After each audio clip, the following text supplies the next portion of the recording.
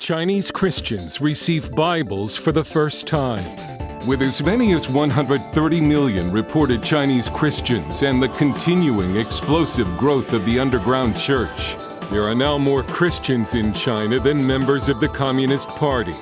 The Chinese government's persecution of Christians has only led to even more church growth, causing the Communist Party to now target the Bible itself, with what it calls an update with socialist values and removing passages that don't reflect communist beliefs. Chinese are no longer content with all of these attempts to try to forcibly get Christians to deny their faith. And so now they've just taken it to a new level where they're trying to rewrite the scripture and to confuse them and to prevent them from becoming Christians. In one example from a high school textbook, a Communist Party revision of John chapter 8 about the woman caught in adultery says, Jesus once said to the angry crowd who was trying to stone a woman who had sinned, "He who is without sin among you, let him cast a stone at her."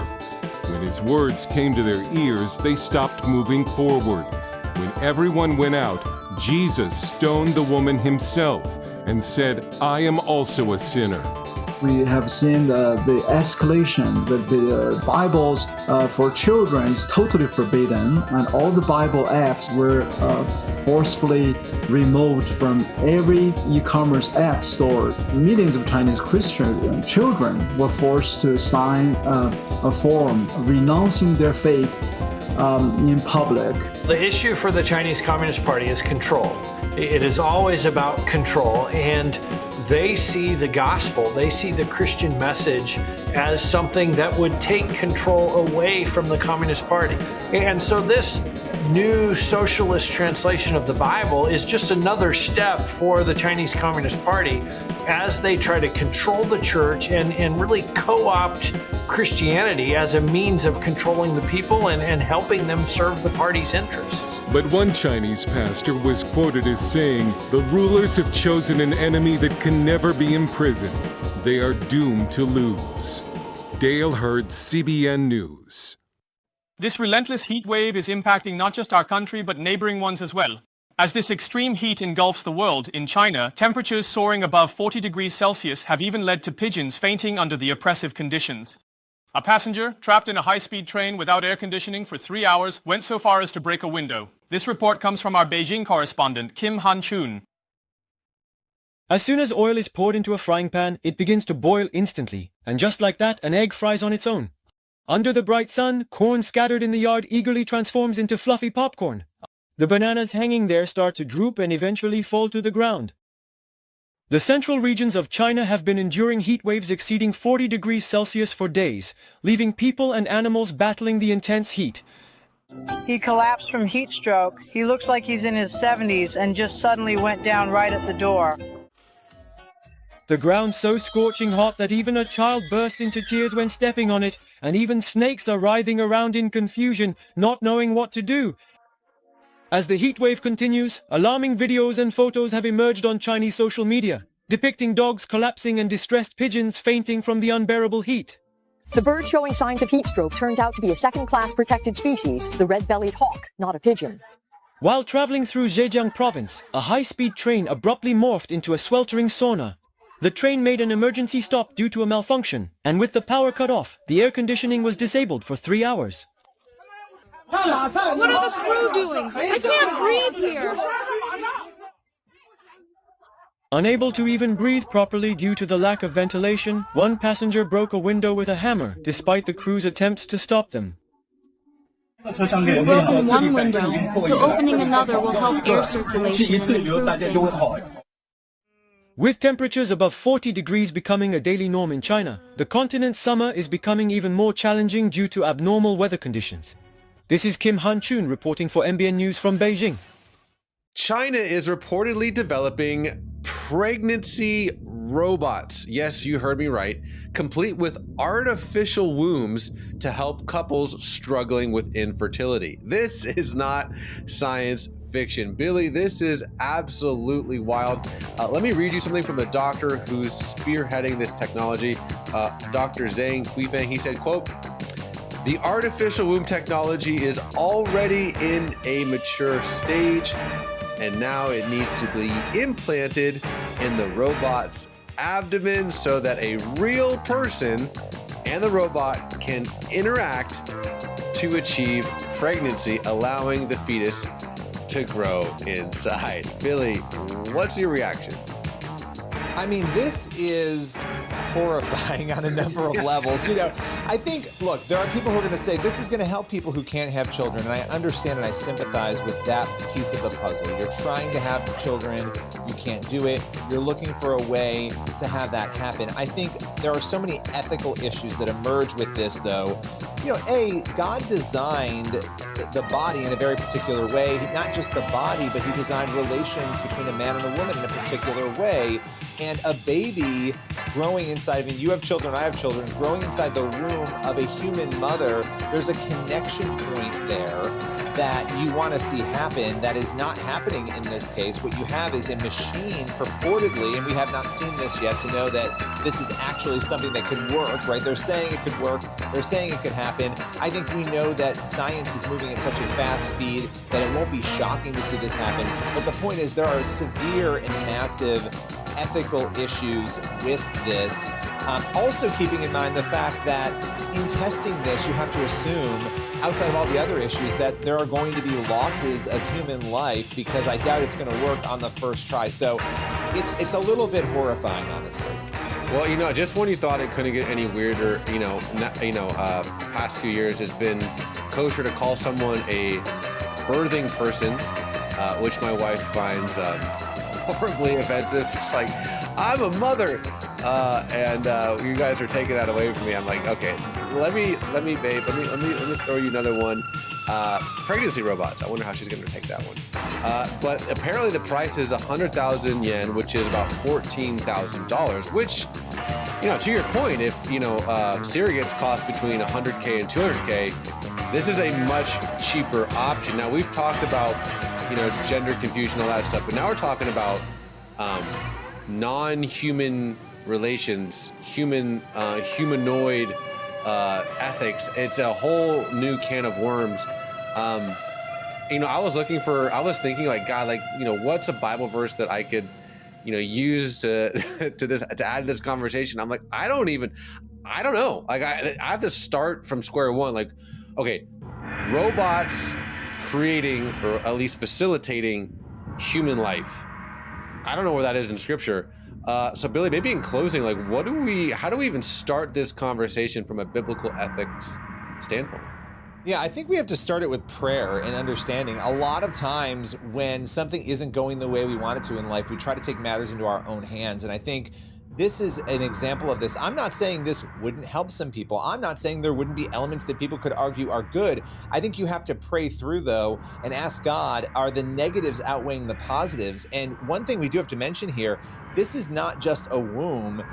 As far as we can understand, it's a humanoid, as you said. It's supposed to look like a human, act like a human, and do what humans can do, which is to not only facilitate the growth of life, but then actually have the baby. So there's so much here I think we need to be praying about. That's where we start. We go to God in prayer and we say, God, is this of you? Is this not of you? And some people may say, well, I already know the answer to that. But I think with all these matters, we should turn to him.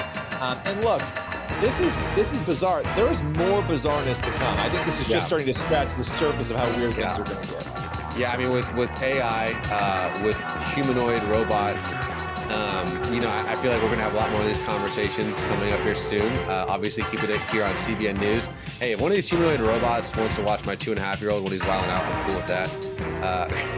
Babysit, do the laundry, clean the house, exactly. Do all of those things. Exactly. Maybe not have our babies. Exactly.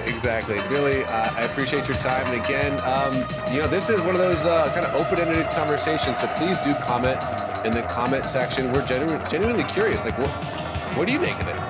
This is definitely not the last one of these stories that we're going to talk about. But as for now, Billy, God bless, my friend. We bring you more news on the heat wave. The scorching heat isn't just affecting our country. China is struggling under scorching heat, with temperatures hovering around 40 degrees for days as people find various ways to escape it. Reporting from Beijing, here is Kim Han-chun. People waiting in line at a famous tourist spot start murmuring as they turn their attention to one spot. A woman suddenly collapsed due to the extreme heat. We'll carry her. Move over a bit. I think she's overheated. As the relentless heat wave continues to grip the region, causing numerous cases of heat stroke, even the animals are visibly struggling to stay alert. At a zoo in Zhejiang province, an elephant suffering from the heat went on a rampage and escaped from the zoo. In Shandong province, chicks hatched en masse from a tray of eggs that had been left at room temperature while the owner was away from home for 2 days. The whole house was filled with chicks. I was so shocked that I sent them away for the time being. As a result, people across China are finding their own ways to escape the scorching heat. Elderly people are practically taking over the stairs. This isn't a cooling shelter. It's inside a large supermarket. People have gathered here to save on electricity costs, and some are even lying down watching their phones. It was too hard to stay at home, so they came to the cool supermarket. People gather inside air-conditioned subway stations to play games, dance, and even exercise.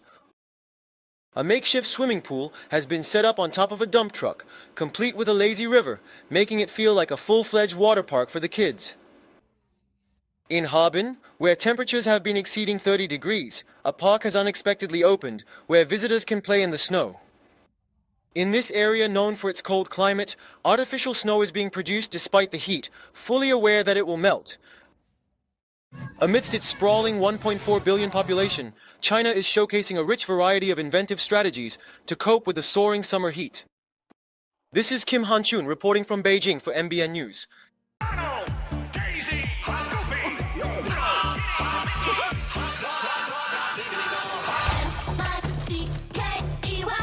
Come join the movement. Girls and boys, it's time to raise your voice. It's time to welcome to the clubhouse. Come on, everybody. Welcome to the clubhouse. Grab some friends and dance the beat. Gotta move all of your hands and feet, cause we just having fun. So welcome to the club. Come on, let's go.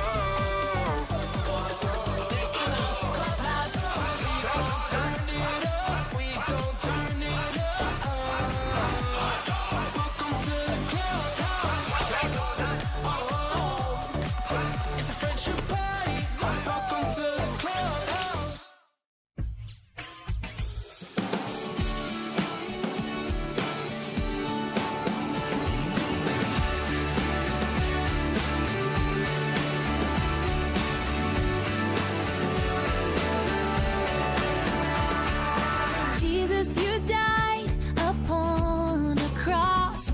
الموت كنت خلصتنا. 原諒我此刻軟弱和罪，忘記夜晚所活多的傷。Change ma vie, change mon cœur. On t'est mes rêves, tous les bonnes fautes. ฉันแน่ใครอยากจะเห็นไม่มีเรื่องที่จะเกิดออสอีและแบน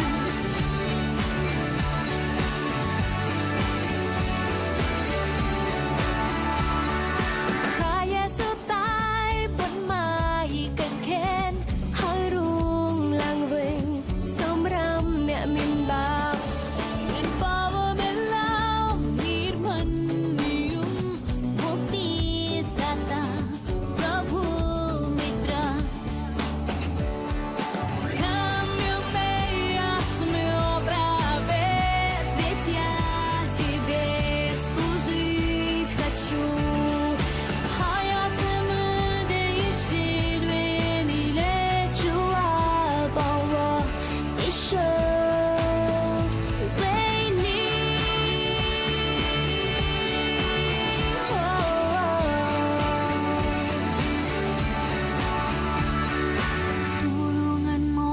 Magsimula muli, tolong ku hidup bagimu.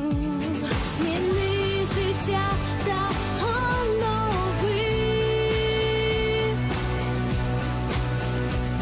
and help me